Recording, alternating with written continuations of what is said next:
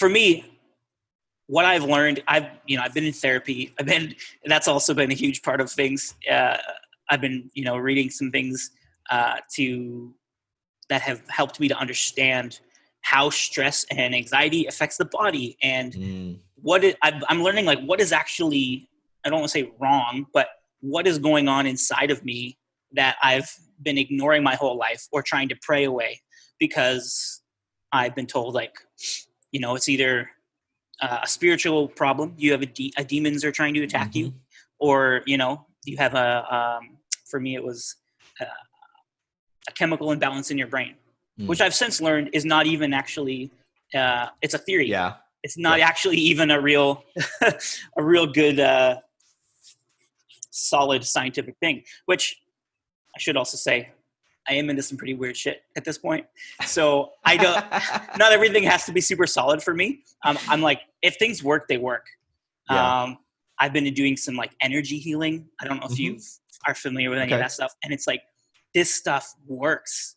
Wow. It's super helpful, and understanding the world, and I guess the natural world, in terms of like energy and how energy is transferred. It's never destroyed.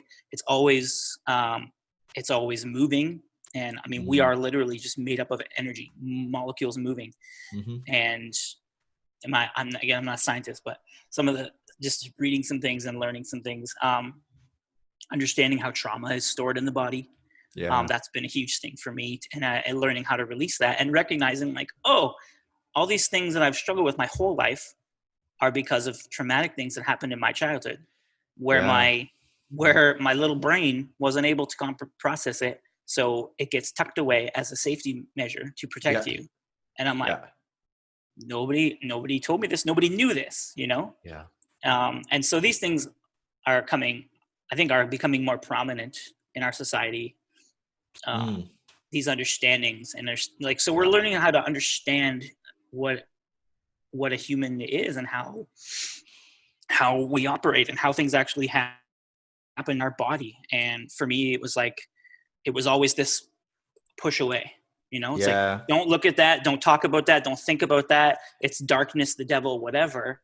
It's really scary, right? Because it basically leaves a whole strata of society, because no one's not affected by this to some degree or another, right? Of course, like, some of us have a little less neuroses than the others, and some of us have a bit more depression and a bit more anxiety, or a bit less. And, like, we've all got our stuff, and we've all got it to different degrees. But like, the concept that if it isn't quote unquote biblical, if it isn't doesn't have the name Jesus in it somewhere, if it doesn't have, like, if Bible verses, its tagline, like, you've got to be really careful. That's worldly. That's, that could be the devil. It could be flesh. We just, it's New spirit, age. it's flesh, it's new age, it's this. And it holds so many people back from finding the healing they need by prescribing what healing can look like. It's one thing that I thought Bethel did quite well in some senses. I love Paul Manwaring's thing, because he had been a nurse, and so he comes into this big healing location, and it was like a really big thing, like, you get healed or whatever. And he had cancer, I think. I can't remember what kind, but he had cancer, and he didn't get healed by people praying for him. And he's like, at Bethel, right? And you're like, well, that's not ideal, because, like, that would be ideal if our leaders were actually, like, walking the walk and getting healed the way they should.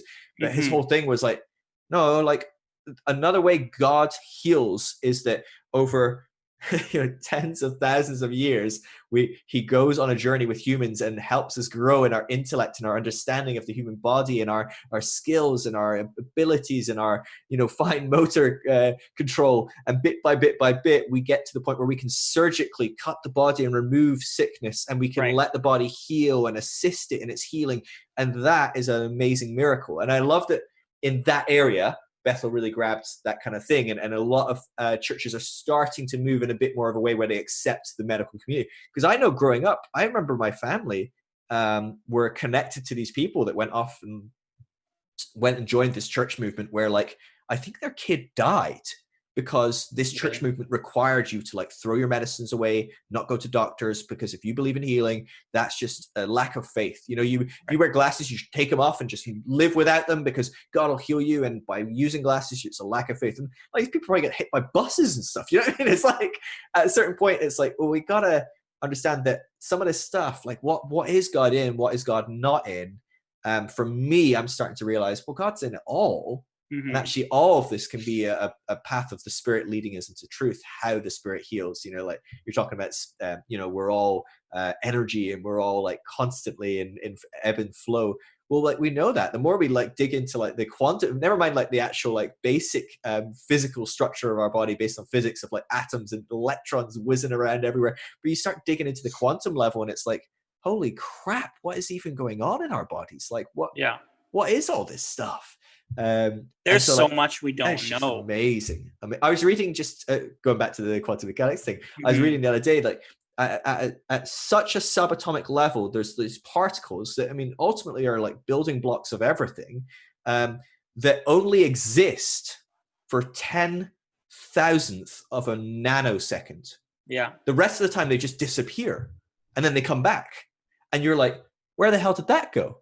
Because it's not anywhere we know of. And that's where you get people thinking, like, oh, maybe there's multiple world theory or like all the dimensions. Right. But it's like, but if you start building up on those building blocks and you go up, there's you and there's a chair you're sitting on. And it's going in and out of reality 10,000 times a nanosecond. Like, what is happening right now? And so it's things like that. You're just like, okay, maybe, just maybe, this isn't as black and white as picking up a text from, you know, antiquity and going, oh, how did they heal? Right? Yeah. Well, they had the like witch doctors come around, or the healer, and the you know, whatever. Jesus wasn't the only healer in the New Testament. You know, there was loads of healers around his time. Yeah. And they genuinely seem to be able to heal people. That's not what set Jesus apart, was that he healed people. But we gravitate to those things, don't we?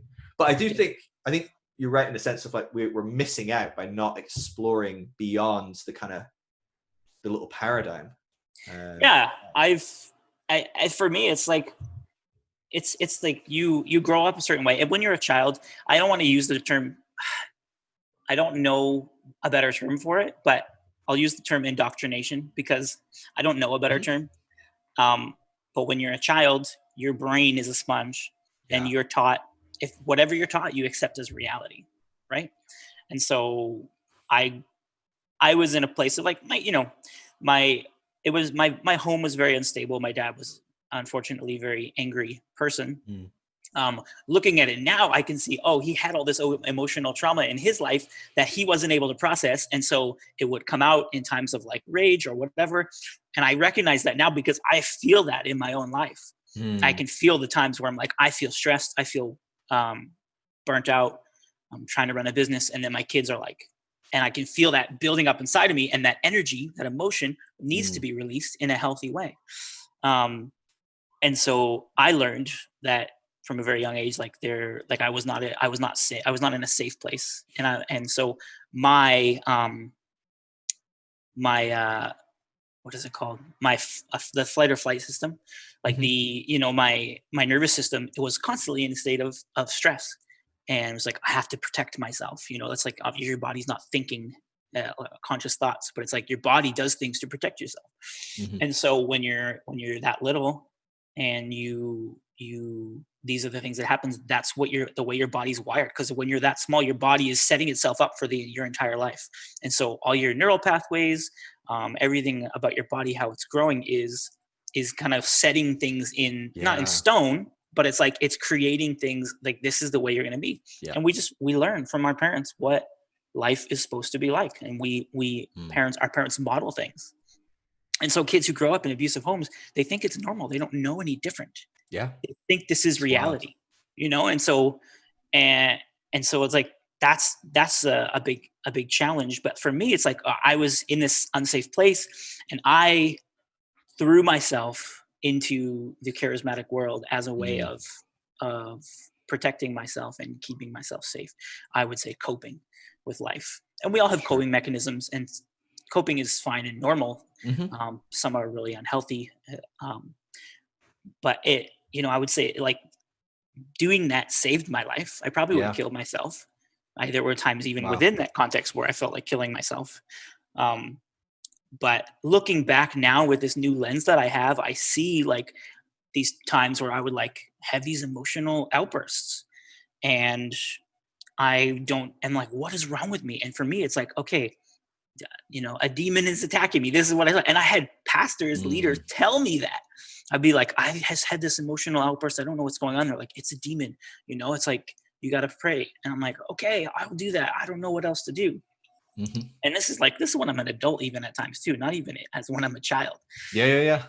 So, but I recognize now, I'm like, oh, this is the pain that was in my body from the time I was a very young child, Mm. trying to get out, trying to be processed. What I've learned is that the only way to actually be healed is to go into the pain. I remember when I first started therapy a couple of years ago, and my therapist would get me to describe, like, because I would always feel this intensity in my chest. It's like this pressure. She's like, what is it? And it's like, I feel like, she's like, visualize it. And I feel like it's this tightness. And she's like, there's these hands clamped around my heart. Mm. And in my mind, at first I thought, somebody or something is trying to keep me in bondage. And then we were talking, and then I realized, like, these were my hands were holding on, because I did not want to let this pain out. I did not want to feel it because it was terrifying. And over the time of therapy and doing some other modes of healing, I've opened up, and it has been overwhelming. And I get it why people don't want to open that can of worms, but I'm just like, I'm stubborn and determined, and it's like, I'm not going to do anything half-assed. I am going to when I get up the courage to do something, because I am Enneagram 9, so I love to avoid things typically. It's my unhealthiness as an Enneagram 9 is to check out and avoid. I'm really good at that.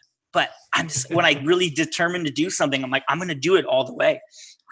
So I'm like, I'm going to get into this pain and figure out what it is. And learning that I was never taught how to regulate my emotions. I was never taught how to feel my feelings. It was always something that was just shut down. And then it would pop up in like crazy emotional outbursts. Like I said, either it was like there was rage, or I would just cry uncontrollably for like at the drop of a hat for like no reason.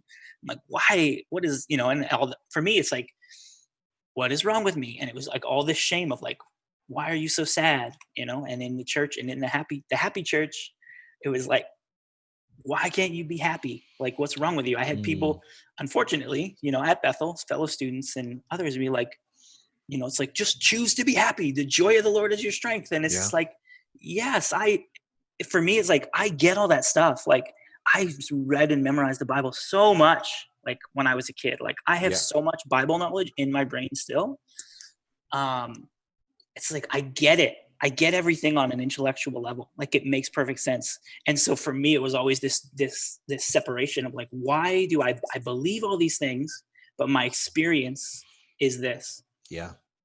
And I know, at Bethel, they would say like, well, you have faith and you trust, you take a step and trust in what you